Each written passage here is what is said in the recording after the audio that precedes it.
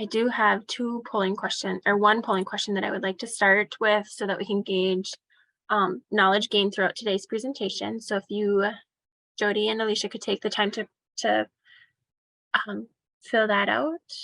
So how confident are you in engaging partners and sustaining those partnerships? Thank you. I'm ready for you, Deb. Okay. Well, good afternoon. At the end of our workshop in November, we asked what concerns you had about moving forward with your project.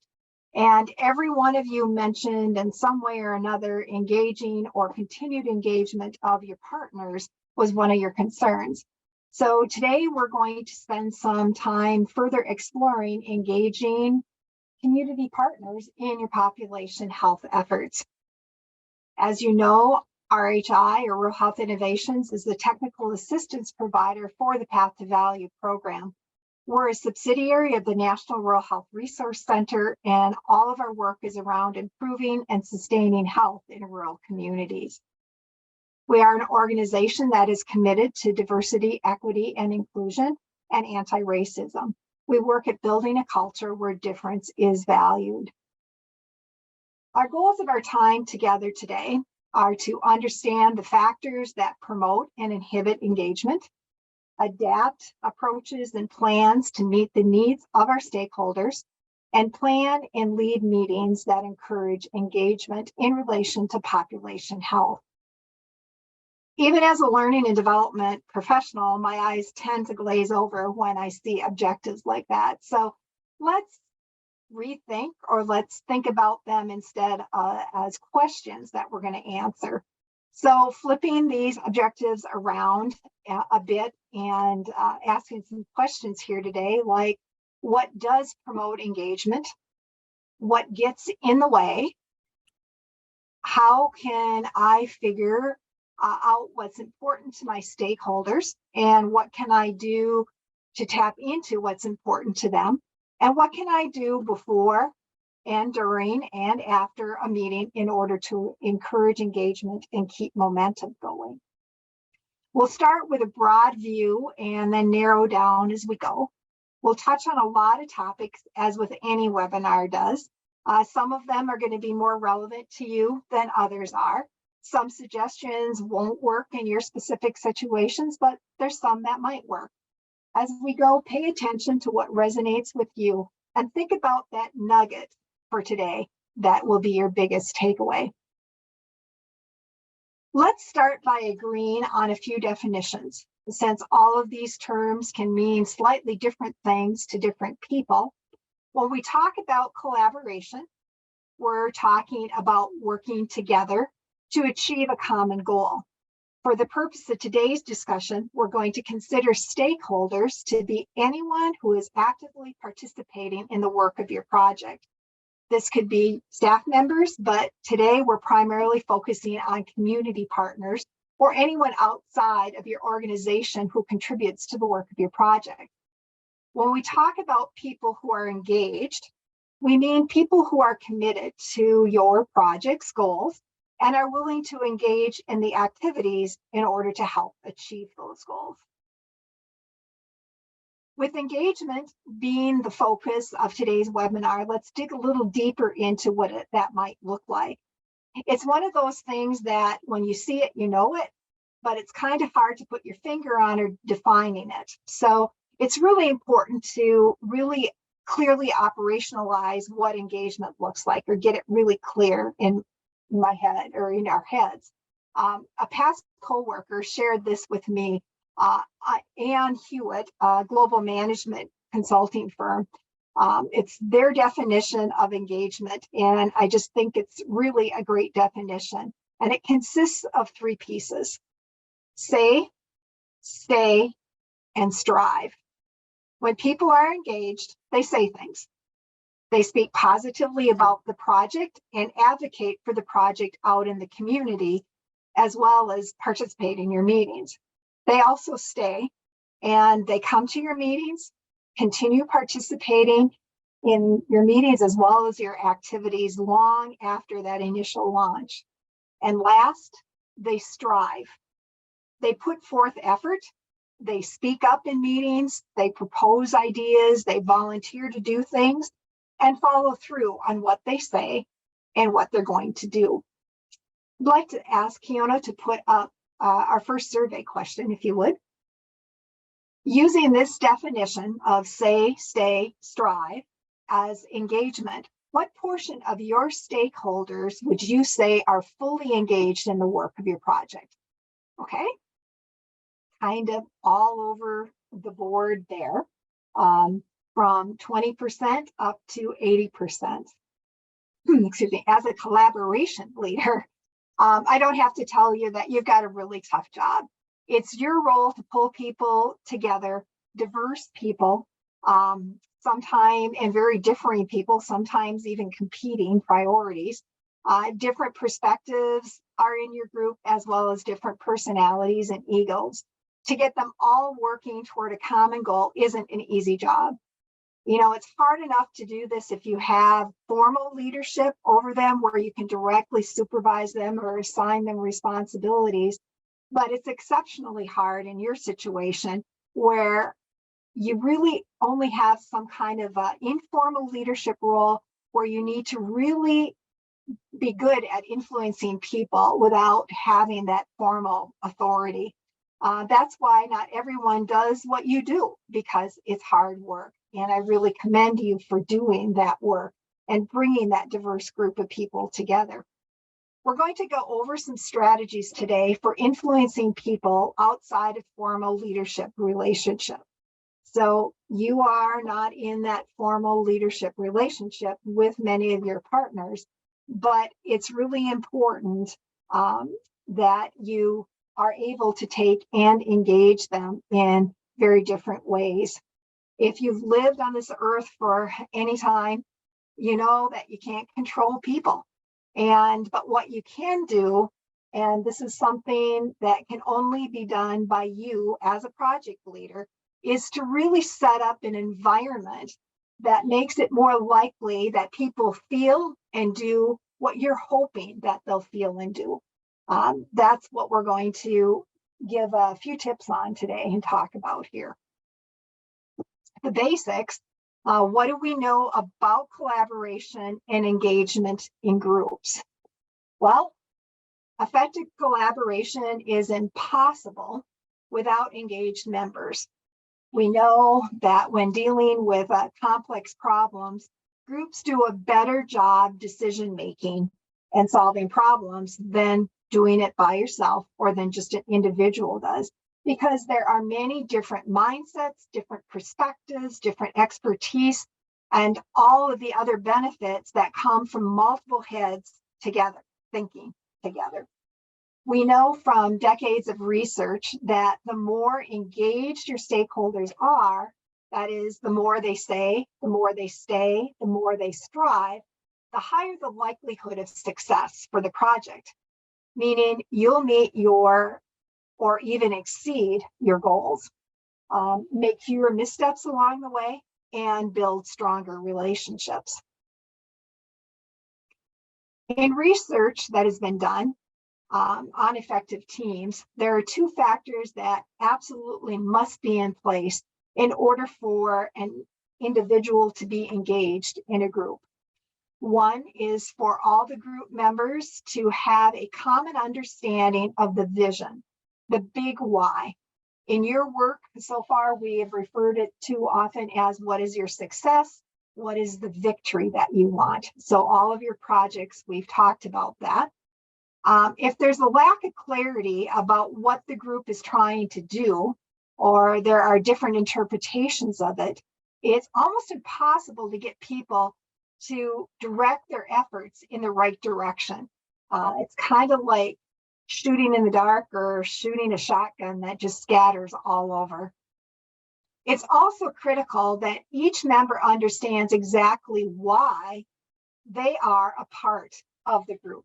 Why are they in the room? What is the expertise or the perspective that they have that no one else can be bringing to your project?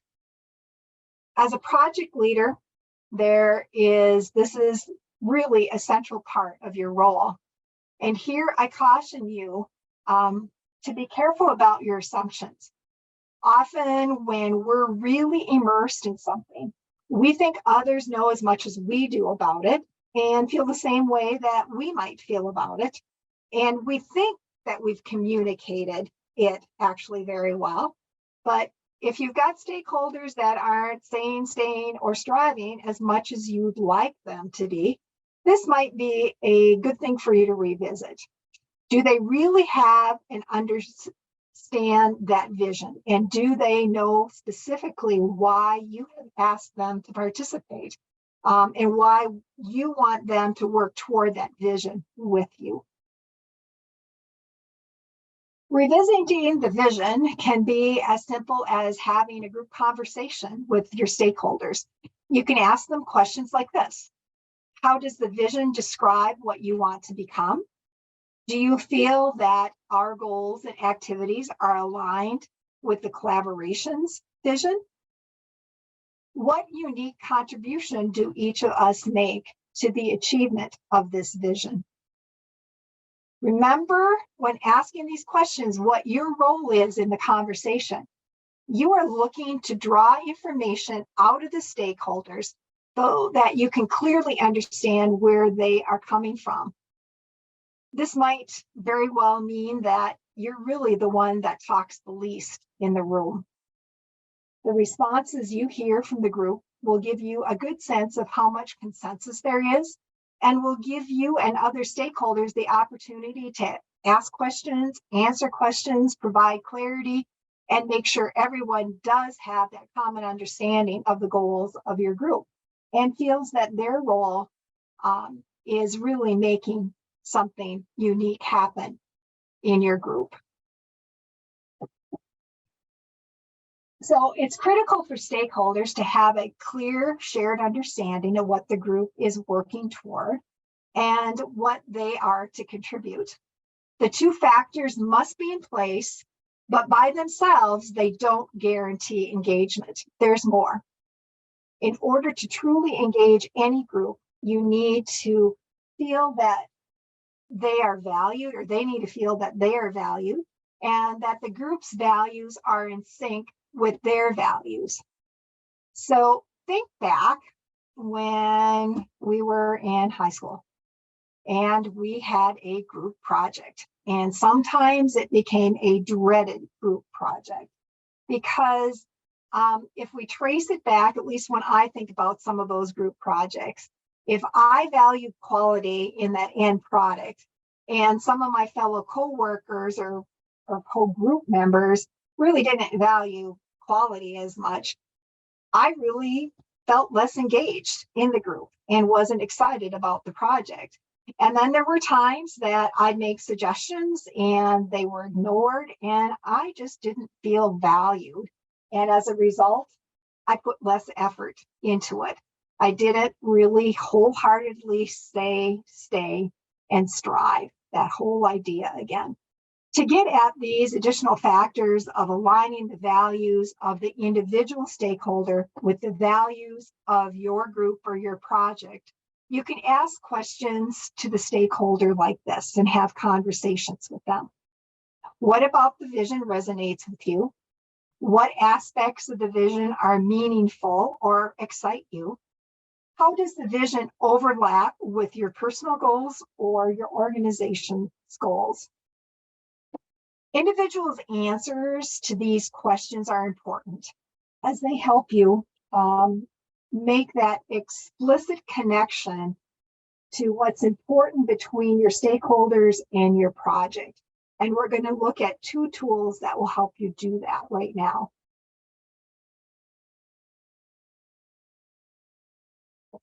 Making the connection by connecting the stakeholder to the collaboration. There are a lot of different versions of stakeholder analysis out there, and I'd love to show you all kinds of them, but today we only have a limited amount of time. So I've selected two of them to show to you, two of them that I personally think are really effective in the work that I've done. You may see some pieces of it that are going to work for you. There may be parts of it that you want to take and modify to make it fit you better, feel free to do that with either of these specific purposes. The purpose of these tools is to help you clarify the connection between what's important to each of your stakeholders and the goals of the project, both just to help you and you understand how to help those stakeholders own the process, own the project in a sense. It helps you plan your communication with your stakeholders. Stakeholder analysis does require some time and energy, but it can really pay off in the long run. If you're feeling like your stakeholders really already get this connection, but you're not feeling the engagement that you'd like to, I really caution you to check your assumptions. Again, when we're immersed in something every day as a result, we don't see things, we see things really clearly, but everybody else doesn't always see those things quite as clear. Keep in mind that the collaboration work might be something you think about and work on every day, but this is only one thing that's on your collaborators or your stakeholders' plate, shall we say. And they need to have help sometimes connecting the dots of what they do, what they're interested in, to what your project is all about. Here's a simple tool for making connections. In year 2, when we introduced this potential partners worksheet, when you were working on intended partners for your social drivers of health, we encouraged you to fill all the different columns out because we knew it would be helpful. In column 4, you'll know what partnership or what the partnership can do for them. And then in column 5 is what is your message going to be to engage them that includes what the partnership can do for them. This is that explicit or direct connection or direct engagement versus the implicit or assumed. This worksheet can really be helpful in understanding the connection of what that stakeholder has with your project. Another tool is a stakeholder map. It's another type of stakeholder analysis. A stakeholder map helps you put together a complete picture of your entire population of stakeholders, taking into account their potential influence on the project, the impact of the project on them, and their current attitude about the collaboration. It's important to note that this is a tool for you to work through on your own or with a trusted ally. It's probably not something that you're going to share with all of your stakeholders or in a group meeting, but it can help you identify priorities and strategies for addressing stakeholder engagement. Process works like this. You identify each of your stakeholders and determine whether they have a low, medium, or high influence on the project, which that's that vertical axis, and whether the project will have a low, medium, or high impact on them, the horizontal axis. You then plot each stakeholder on the map using the shape that corresponds to what you estimate as their attitude toward the work of the collaboration. Are they an enthusiast? Are they an opponent? Or are they somewhere in between? Here's an example of what a completed stakeholder map might look like. This is a small collaboration just for simplicity's sake. You can see that Joe has a strong influence over what the collaboration does and isn't strongly impacted by the work of the project, but he is classified as being fairly neutral. And where you look at Kim, she is high on both dimensions and is seen as an enthusiast. While Eve isn't too far off from Kim, but is seen as not being on board with the project's work at all. Going through this exercise can be really eye-opening. at least when I've done it, it's like, oh, this is where I really need to be concentrating my effort, or yeah, this really helps me see the dynamics that are happening in my meetings. It can help you identify your top priority stakeholders, and that's not meaning the ones that you may perceive as most valuable or more valuable than others, but we all have limited resources. We all have that limited number of hours in a day, and sometimes you have to be really strategic about where you're going to spend your time and your energy. So you might have guessed that that top right corner is your highest priority. And the people who have a great deal of influence and will be greatly impacted by the project are the ones that you need to devote the most energy to. And in this example, if I were a leader in this collaboration and wanted to put some effort into increasing stakeholder engagement, I'd zero in on Eve. As someone who I wanted to devote some time and energy to in the near future. I'd also want to be sure that I didn't lose sight of Kim, as she can be one of my biggest allies. I might also do a bit of strategizing around Dan's engagement, as he's also part of that top quadrant. Again, this doesn't mean that other folks aren't as important. It just is a way for me to strategically pick where I'm going to spend my time. And probably get the most bang for my buck, I guess you could say, out of the time that I do spend. If it feels like a little overwhelming to look at a map like this, and you're saying, really, do I need to spend time analyzing people in such detail and putting so much effort into determining who I need to spend time with, and how should I be communicating with them? I have two things to say. One is, yes, sometimes it can take a lot of time up front, but it is well worth the effort because of the time that it saves on the back end. Also, by engaging them sooner and more effectively, you'll have a stronger group of people working on your project, allowing you to move things along. So exponentially, the amount of time that you spend up front will come back in return toward the end of your project.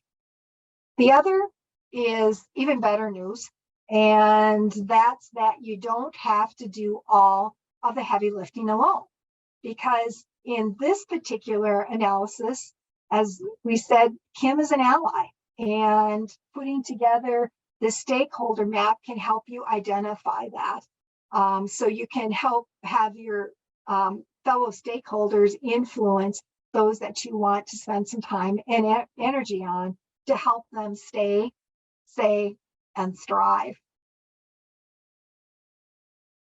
Once you've used the map to pinpoint the stakeholders that you might want to think about spending more time or effort on, here are some things that you might want to be thinking about. And if you really want to go all out, you can actually ask some of those stakeholders that you've identified these questions. This isn't something sinister that we're trying to do behind scenes or keep under wrap, but this is really sincere work in order to help ensure that the end goals of your project are met, but also really making sure that the collaboration is mutually beneficial to everybody. So you decide what makes the most sense in your situation, whether it's to have someone go with you, whether it's to answer these questions with potentially one of those allies, or actually, talk to that stakeholder and ask them what is important to them and to their organization. What does this collaboration need from the organization? You need to know that when you go into conversations. You've already thought that through because you asked them to be part of the collaboration for a reason. So you know the answer to that one. And how will the work of the collaboration help that organization accomplish what's important. What is important to that stakeholder, and how will the work you're doing help that stakeholder meet that? And how can I more clearly communicate that connection between the work of the project and what's important to them? And how can I or others modify what's being done in order to more fully connect the project with what's important to them? And how will I know that I am making progress? What am I going to be seeing? So let's use this as an example, and we'll go back to using Eve. She is a CEO of a clinic that's part of your collaboration. And lately, she hasn't been coming to meetings, but she's been sending a representative, which is helpful.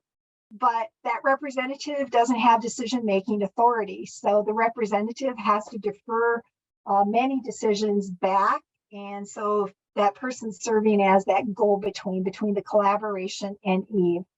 So let's go through this list with that situation in mind. So what's important to that clinic? Financial outcomes. What's important to some of the work that you're doing? Is it financial outcomes as well? But what is important to them is financial outcomes, which would be common with a lot of clinics.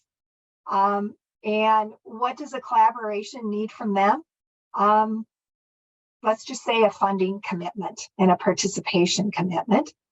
How will the work of the collaboration help? Well, hopefully the collaboration's efforts can help with the reimbursement rate and clearly communicate that connection. So you could highlight increased reimbursements by another project very similar to what you're working on and give an example. Can we modify what we're doing? Well, maybe we could move reimbursement related activities earlier on the timeline to show that the collaboration really is helpful to the work that they're doing. And how will I know I'm making progress as far as engaging that stakeholder? Increased meeting of attendance. The answers to questions 4 and 5 serve as a basis for planning going forward and the next communications with Eve. Even if I wasn't interviewing her and I had thought these things through, in my communication, I could ask, would it be helpful if we would move some of the reimbursement related activities further up the timeline? Or this is a project that happens someplace else that is very much like ours, and this is how it helped a clinic.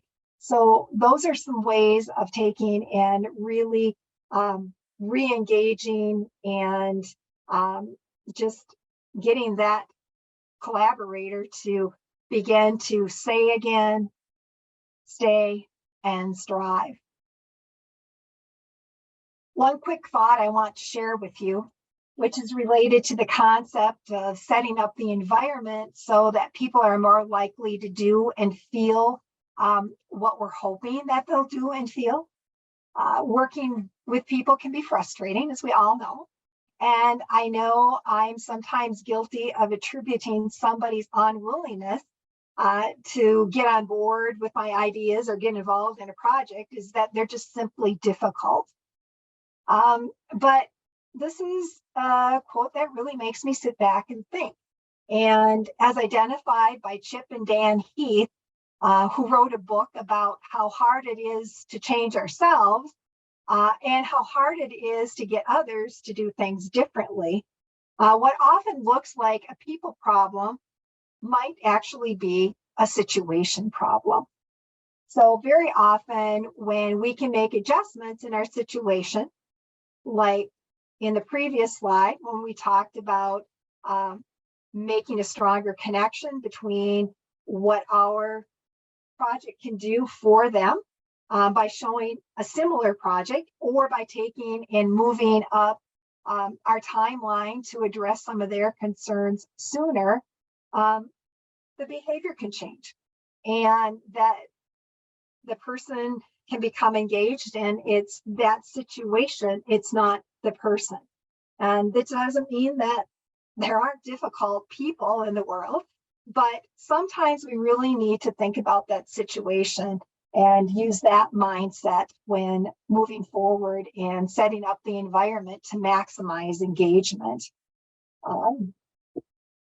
And so you'll make progress and keep yourself more engaged yourself when you come into it with that positive attitude versus a defeatist attitude. And I have to check myself on this often, is, you know, there might be a reason that someone didn't attend a workshop, and something totally off of or out of my control or off of our project's control, like a death of a loved one or something like that.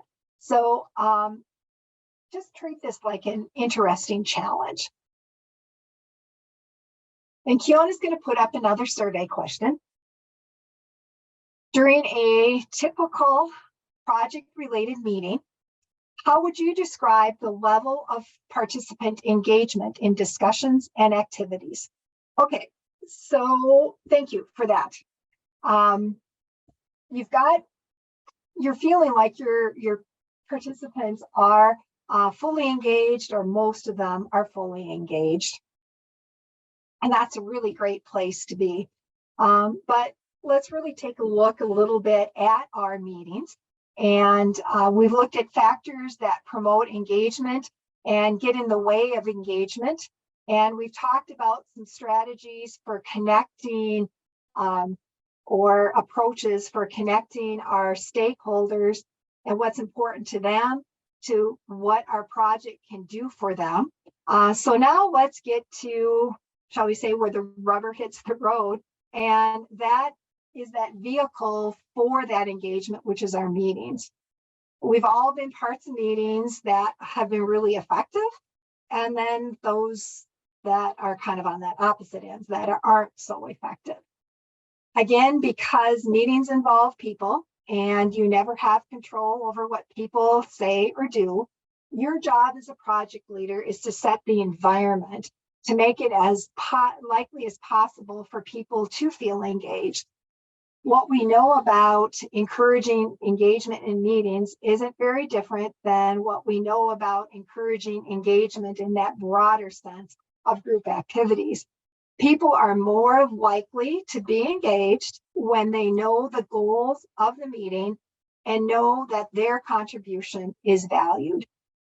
Because meetings are really a specific activity, we can get really specific about the strategies for setting up that environment in ways to facilitate engagement. We'll look at this in order. Things that you can do before, during, and after a meeting to maximize the odds of engagement. One of the most common obstacles to engagement in meetings is the lack of clear agenda. A good agenda includes a list of topics to be discussed and decisions that need to be made. The amount of time expected to be spent on each of them, and depending upon the situation, it might also include the names of people who will lead a specific part of the meeting or be asked for specific input. A best practice, and I realize we often don't have time to do this, is to create a draft agenda, send it out to the group a few days ahead of time, and ask for input. This gives stakeholders the opportunity to share in the ownership of the meeting. Most likely you won't get a lot of responses, but that simple act of asking for input can by itself promote engagement and a feeling of being valued in the group. When you're planning the topics to be discussed, be sure that you're thinking about what's important to the meeting's participants and tying those topics in the discussion back to their personal priorities.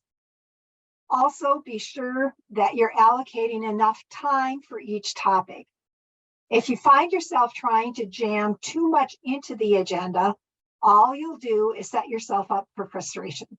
People will be pleasantly surprised if you end early. but they'll be frustrated if you go or run late or have to table a number of topics to that next meeting. We've all been there.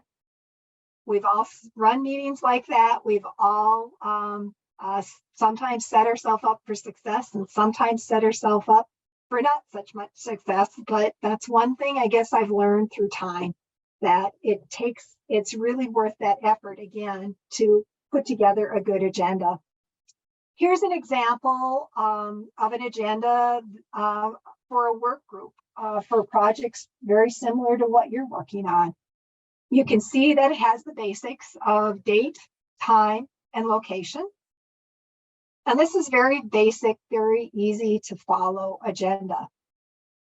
Here's another example of an agenda template, one that I want to be working with one of the organizations that I'm helping implement their community health needs assessment implementation plan, where there's not a lot of detail in this, but this agenda really gets right down to business. A few of the differences to point out between that first one and this particular agenda is that the expected outcome of the session is right there at the top of that particular table. So as you're going through the agenda, if you're halfway through and go, wait a minute, why are we here? What are we trying to do? Because of where the discussion has been going, it's really helpful to redirect yourself to seeing what the purpose is. But as a leader, it's really easy to redirect people back to why we're there. And then you'll see the time allocated to each topic and the person who is responsible for leading the discussion, just like in the previous example. You'll see at the bottom of this agenda, there's an action item list. So assign one person in the group to be responsible for filling this list in during the meeting. And as people volunteer or are assigned to follow up on things, then at the end of the meeting, you can see that everything is there for the group's review and together just to make sure that we're all thinking and have captured everything correctly. I show you these two examples, not to say one's better than another, but just to show that there's a lot of different ways to create an agenda. And it's important to use a format that fits for you and for your group. But it's really a valuable tool for ensuring that everyone has the same understanding of what's going to happen in the meeting, as well as what's going to happen as a result of the meeting. So that's the before. Now let's look at during the meeting. Some simple things are to start and end meetings on time, which is just simply showing respect for people's time. Stick to the agenda within reason. If something comes up that really seems important to be discussing, work with the group and make a call as a group, whether this is something important to discuss today, and work with the group real quickly to modify your agenda and figure out what might be tabled to the next meeting. As the convener of a meeting, you're responsible for making sure that the discussions are balanced, that everyone has the opportunity to give input, and that there aren't one or two voices completely dominating the discussion. And I'm sure we have all been in that situation, either as a meeting participant or as the convener of the meeting. One way to do this is to make sure that we ask open-ended questions, and also to ask specific people sometimes for feedback. And something that took me a really long time to learn is the importance of waiting, of asking a question and being comfortable with a little bit of silence, because sometimes people just have to think, and they're not ready just to jump in right away. And it's often the people that seem to dominate conversations that jump in right away with an answer. So for us saying something like, Kim, what do you think about this? Another technique that I often use in groups is ask the question and ask them to take a scratch sheet of paper and write their answers down. That way the slower thinkers are the ones that, shouldn't say slower thinkers, but the ones that just take more time to process. And I kind of fit into that category. I have that time to process and I can write it down and then go around the room and ask people to share one or two of their ideas. And that is a way that can take and help with that dominant piece, as well as getting everybody's ideas out. Sometimes, despite all of our efforts, there's still that dominant person in that discussion. If there's a question I get asked by conveners that we're providing technical assistance to, this is one of those things of how do I deal with that dominant person? They're strong influencers. They have a big impact on the project and the project impacts them, but there's other people that we need to get out there too. So I've learned for things like saying, like, thanks for sharing your perspective, Joe. Let's hear what others have to say. And then maybe specifically, as I said before, Kim, what do you think? It's rare in a meeting where some sort of tangent comes up, or I shouldn't say rare when it comes up. It's rare that in a meeting, some tangent doesn't come up. And so as a convener, just checking back to make sure, is this something that we need to talk about today? And if it is, make adjustments that are reasonable to everyone and that they're okay with. But also you can use the parking lot technique, where if it's an idea that maybe doesn't fit today, but someone in your group has great passion around, writing it down and putting it in the parking lot is a way to easily move on, but also knowing that you'll come back and address that particular issue. There's a whiteboard in the room. You can use a corner of that. If you're doing virtual, if you're sharing on a platform such as Miro, like we use often, put a sticky note up with that particular concern on it. Or I try to make it a habit when I'm in a room to have a flip chart with me so I can take and write those things down. And as the meeting's coming to a close, just revisit those things on the parking lot and making sure that we do address them in future meetings. After the meeting, the follow through is really important. Be sure to distribute meeting notes to all stakeholders, including those that weren't there, and including any action items for the next meeting or things that people were going to do between the two meetings that you're having. Kiona, would you put up the final survey question? During what portion of your stakeholder meetings does at least one person participate remotely? So we all have this happen from time to time. COVID has changed things for us in that we went virtual to keep doing our work. So I just want to say a couple things about remote meeting participants, because I keep seeing one or two participants in a lot of meetings coming in remotely. We end up with a hybrid approach sometimes, or still staying totally remote. So just some things to keep in mind. First point to make is that you'll get better engagement if you can have everybody meet in person that first time, especially. And I realize you're all past that first meeting, but if you're designing a new work group, a new piece of your project, and you're getting a new group of people together, whenever feasible, try to have them meet that first time in person, because that small talk that happens, seeing the face, just knowing some mannerisms, knowing what the voice sounds like, that really makes a difference in how people start to relate together, particularly going virtually. I found that by going virtually was actually quite easy for working with other staff members that I already had that face-to-face relationship with. And it's been very interesting as our staff has grown, just never seen people face-to-face, but still learning how to be effective with how we work with them. So I just really do encourage you whenever you can have them face to face, it's important. So let's talk about some best practices for remote participants. When you know people will be joining remotely, be sure to send out copies of all materials beforehand, not just the agenda, but any slides, handouts, or other materials that you might be referencing. Start on time.